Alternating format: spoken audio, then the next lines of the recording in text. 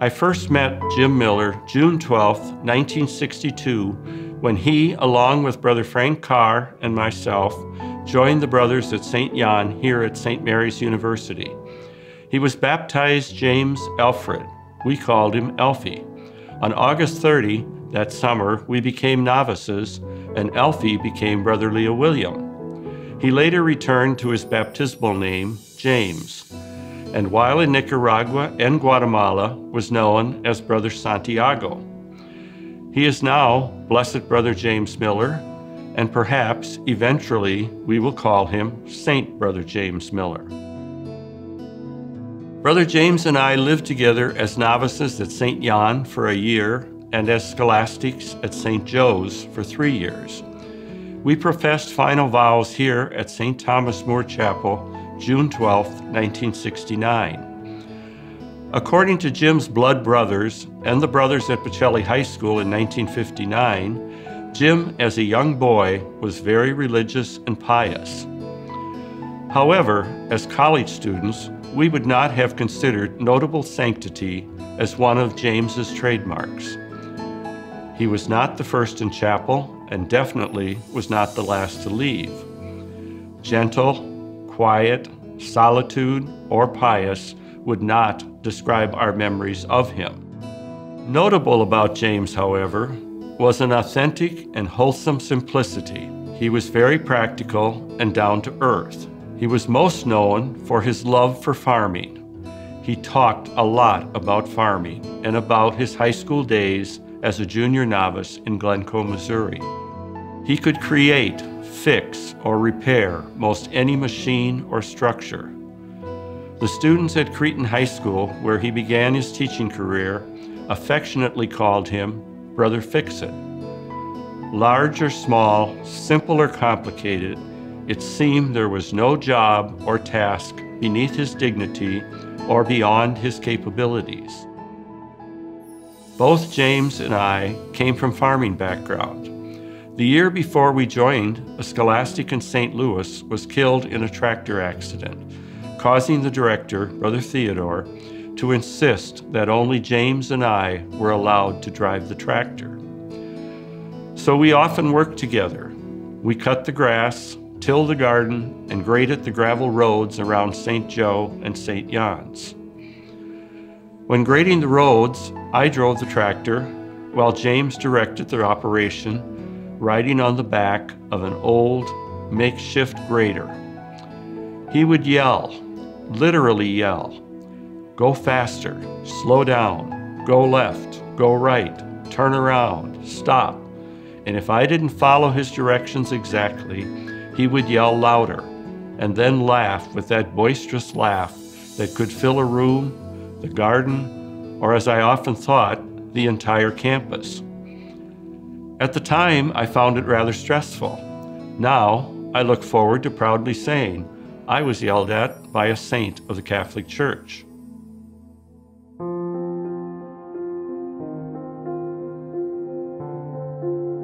In the summer of 1975, after volunteering at our school in West Bond, Nicaragua, Brother Keith Warwick and I spent several days in Puerto Cabezas, Nicaragua, with Brothers James and Benildo.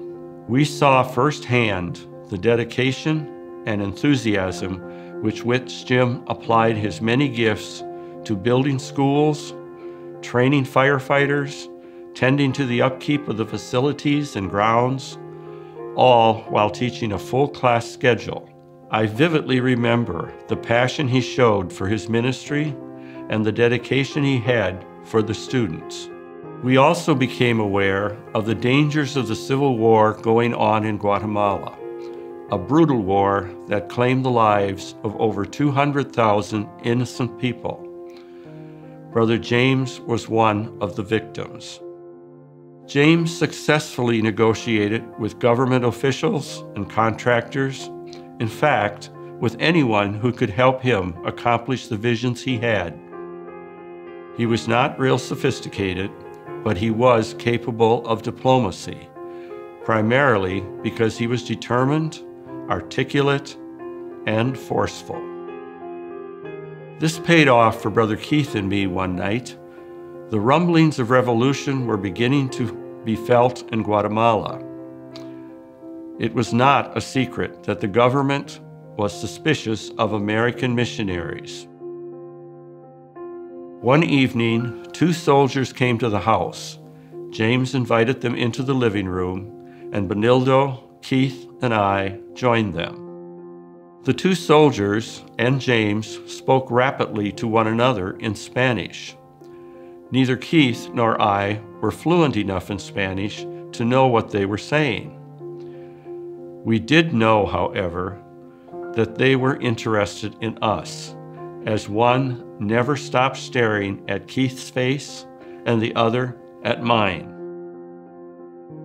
At one point, Keith removed his eye contact, and the 2 soldiers went crazy. They jumped up, approached us, one staring directly into Keith's eyes and the other into mine, while frantically questioning Brother James. James responded diplomatically and confidently to each question. When the soldiers calmed down and James walked with them to their car, we asked Brother Benildo, what was this all about? Benildo said, they claimed to be bringing greetings and thanks to Brother James for all the work he does for the schools.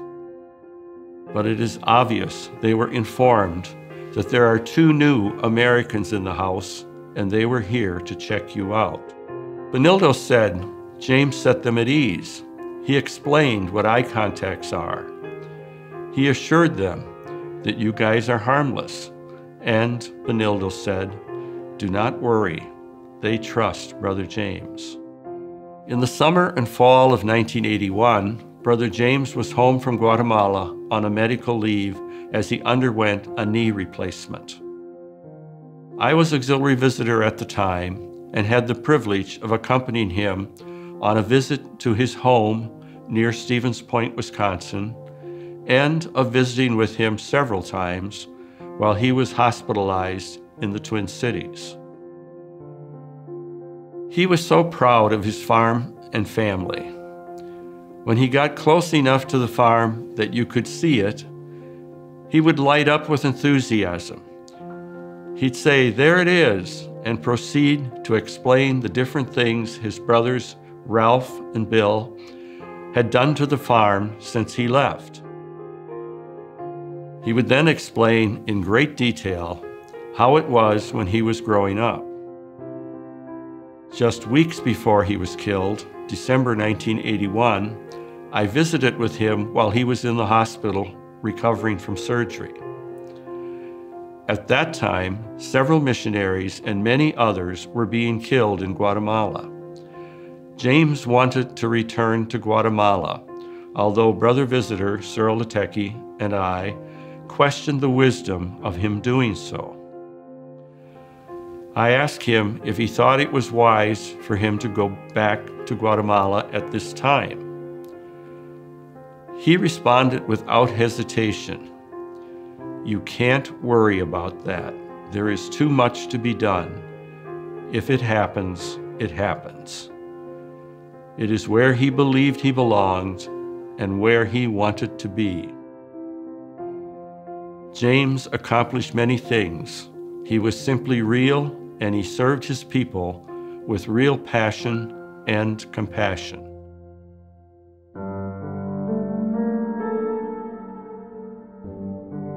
I was facilitating a religious education workshop in Mankato, Minnesota, the afternoon of February 13, 1982. I returned to the provincial house in St. Paul about 6:30 or 7 o'clock.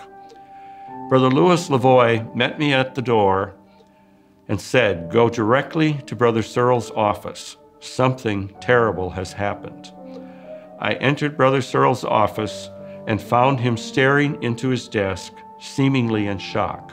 He struggled to tell me that James had been killed. He said he had contacted the brothers in Stevens Point and asked them to inform Jim's family and was waiting to hear back from them. Brother Cyril and I sat in silence until the brothers in Stevens Point let us know the family had been notified. We then called our brother communities so they would learn of it before it hit the media. We were very aware that we had to be very careful what and how we reported this, as whatever was said would get back to Guatemala and could put our brothers there at risk. Around 6 a.m. the next morning, the phone started ringing and I answered it. It was a local radio station. I carefully told them what I knew, which was not a lot at that point. I then wrote a script with the details as I knew them and placed a copy at every phone in the house. I staffed the phone for the rest of the day, actually the rest of the week, and found a way to repeat some version of the few lines I had written, no matter what the questions were. Brother John Johnson, then Vicar General, the number 2 brother in our order, located in Rome, arrived in St. Paul, as did the other 7 brothers visitor from the United States. Brother John Vicar, the 8 visitors, and I met to discuss the happenings and how we would respond. The Maryknoll brothers and priests provincial joined us as he had dealt with the death of one of his men earlier. He advised us to appoint a spokesperson who would be the only person who could speak for the brothers. This was in case someone was quoted that might put our brothers in Guatemala at risk. We could claim it did not come from our office and did not represent us. I was asked by the brothers' visitor to be the designated spokesperson. Throughout the week, multiple local and national radio, TV, and newspaper reporters interviewed me. Fortunately, a news release from Guatemala arrived, and it was consistent with what I had been communicating. The news release read, Brother James Miller, FSC, of the Christian Brothers, was killed at 4:15 p.m. Saturday, February 13, in the city of Huehuetenango in the northwest corner of Guatemala. Brother James, called Hermano Santiago, during all the years in which he served as a dedicated missionary in Central America, was shot down by men who opened fire on Brother Miller and walked off, avoiding chase in the small Guatemalan city. Brother Miller, who at that moment had been repairing a wall of the De La Salle Indian house, was struck by several bullets in the chest and neck and fell mortally wounded. An American sister nurse was present at the scene some moments later and found that Brother had expired. Later, Brother Martin Spellman provided more detail. There were 3 killers, all on foot, who were waiting behind the rear of the cathedral 50 meters away. When Brother James was alone, having sent his student helper inside, they approached, withdrew their pistols from under their shirts, and opened fire point blank. The students leaning out of the second-story windows, having heard the shots, saw them. The 3 men walked away rapidly, observed by an American sister serving in Guatemala at the time. I was also asked to include a comment that we could not say with any certitude who Brother James's murderers might be. This was to avoid appearing to take sides in the Guatemala conflicts and to avoid putting our brothers there at risk. The addition read, given the general climate of violence in Guatemala, and especially in the Huehuetenango province, it is extremely difficult to say with any certitude who Brother's murderers might be. He could be a victim of the extreme right or extreme left in the present conflict. We do know, however, that Brother's death was no accident. There were a couple of incidents that emphasized for me the need to be concerned how we communicated. One was when I was told I could not go to Guatemala because my name was on every news release, and there would be a great risk of my being killed when I got off the plane in that country. I had volunteered to accompany Brother Paul Joslin back to Guatemala, but it was decided that would not be wise, and Brother John Johnson would do so. The more immediate concern was when the brothers in Guatemala called to say Brother Gustavo, an activist, was putting them at risk, and they asked for permission to have him sent to Honduras. We had to speak in code. Health and weather were our codes. The brothers said, Brother Gustavo is not well, and it is too hot for him here. His health continues to get worse, and the heat here for all of us continues to be getting worse. We request permission to move him to Honduras. I knew this meant Gustavo is becoming more vocal, and we are all at risk.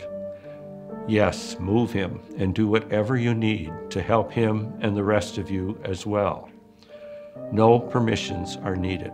Simply do whatever is best for you. Brother James's parents requested that we bring the body back to Wisconsin. Brother Paul Joslin, superior for the brothers in Huehuetenango, would return with the body. The flight would come through New Orleans, where it would remain for several hours before going to the Twin Cities. The brothers in Huehuetenango called, saying Brother Paul was very shaken and vulnerable and should be protected from the media. They said it would be good if someone could stay with him in the airport in New Orleans.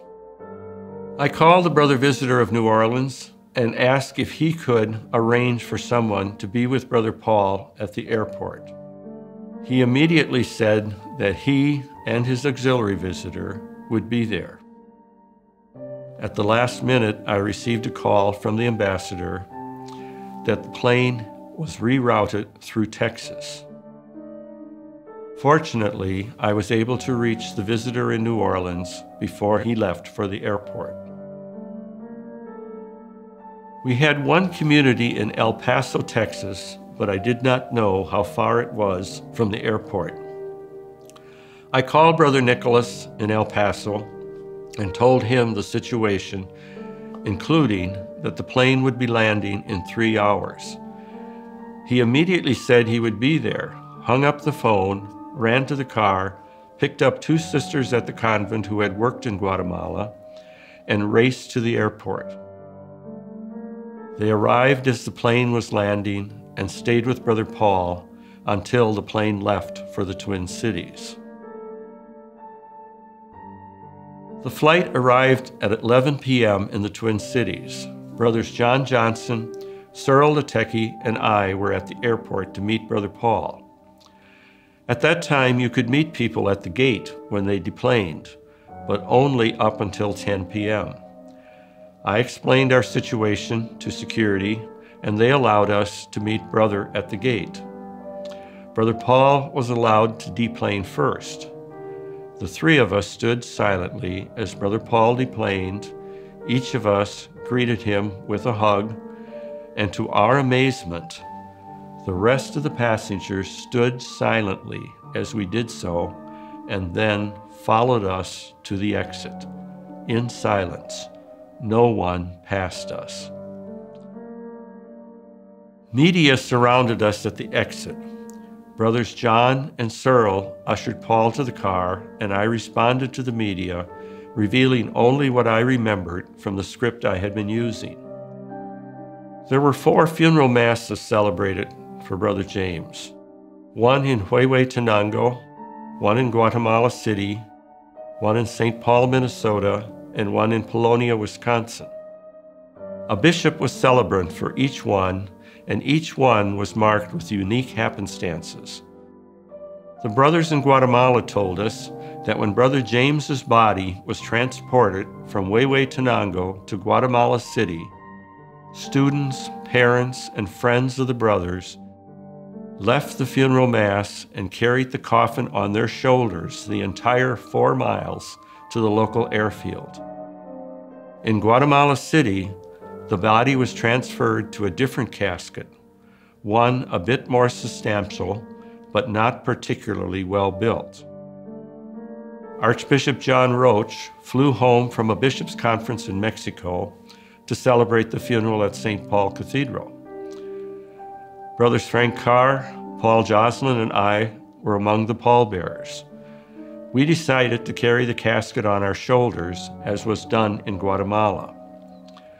The funeral director asked me to reconsider that decision, as he felt the casket was not well built and he feared the body could fall through it. He said if we should hear a crack, we should gracefully lower the casket to the floor and his staff would proceed with it. We did not carry the casket on our shoulders, and no crisis, as feared, occurred. Archbishop Roach described Brother James's life as a disciple of St. John Baptist de La Salle. He said, Brother James took people from the hills, people who had no chance at life, and he gave them a combination of knowledge and hope, and that, for over 300 years, has been the mission of the Christian Brothers. In the writings of St. John Baptist de La Salle, founder of the Christian Brothers, we read, "Your zeal must go so far that you are ready to give your very life, so dear to you are the children entrusted to you."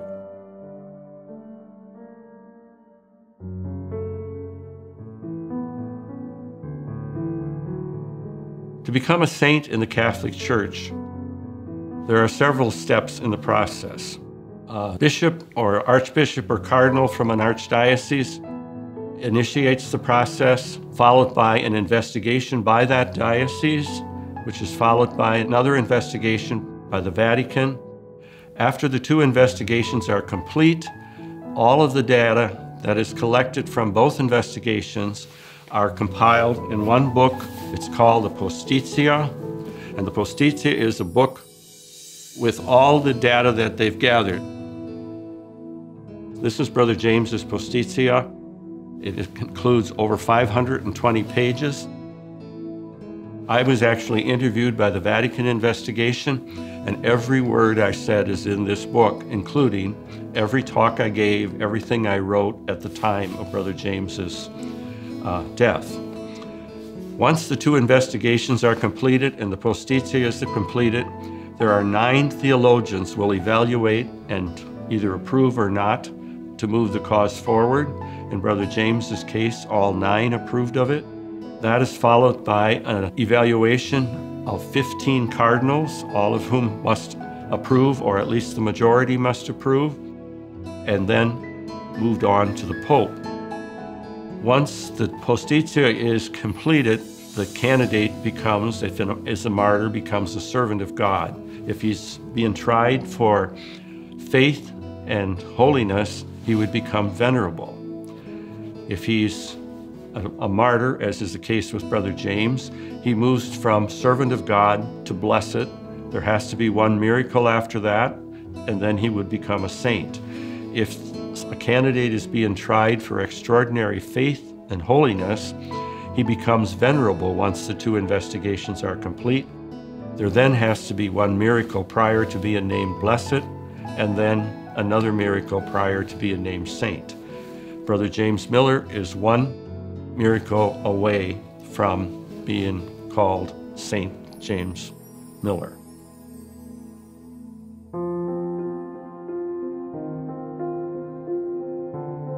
Thank you, and God bless you. Blessed Brother James Miller, pray for us. St. John Baptist de La Salle, pray for us. Live Jesus in our hearts forever.